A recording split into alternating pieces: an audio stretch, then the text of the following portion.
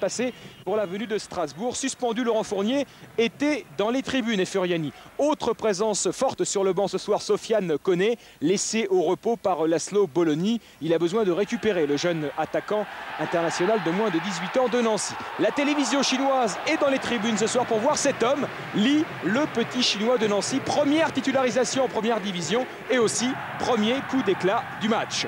Les Nancéens qui mettent la pression sur Bastia en ce début de match. Centre de Christophe Bastia, la tête de Tony Cascarino qui ne passe pas si loin de la cage d'Éric Durand. Éric Durand longtemps incertain mais finalement titularisé dans les buts du Sporting Club de Bastia.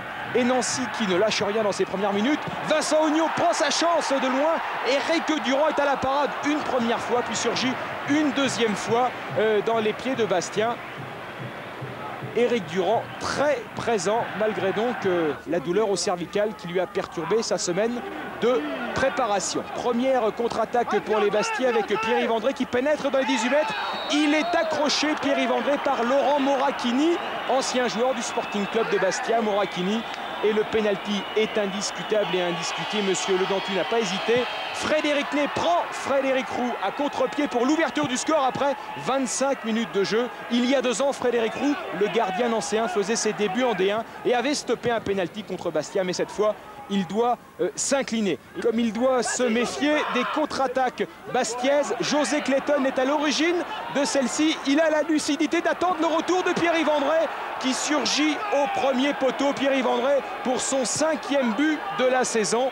Très en forme, l'attaquant Bastiais, très présent à la pause. Bologna a le masque car Bastia mène 2-0 à Marcel Picot. Bastia qui n'avait pas encore gagné à l'extérieur de la saison. Et au retour, Éric Durand réussit une claquette extraordinaire sur cette tête de Méniri pour préserver l'avantage bastiais. Car vous l'avez compris, Nancy domine fortement.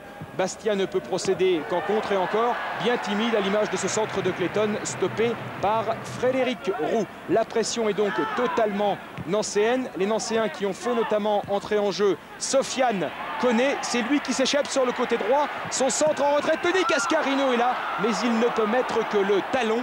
L'attaquant irlandais, un peu surpris sans doute par la force du centre de Sofiane Koné.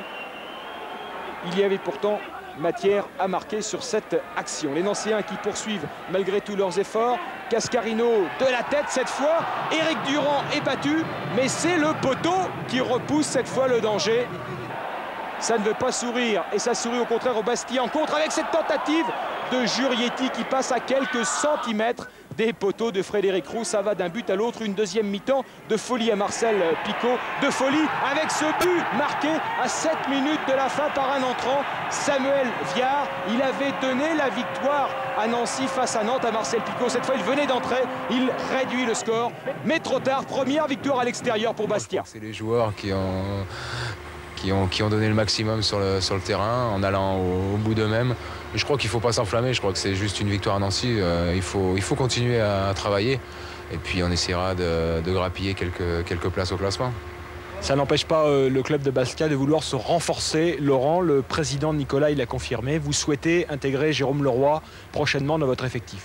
Oui, j'aimerais bien Jérôme parce que je le connais, puis c'est un excellent joueur qui pourrait nous faire du bien. Donc voilà, j'espère qu'il va venir. Reste à connaître la réponse du Paris Saint-Germain. Réponse dans les toutes prochaines heures.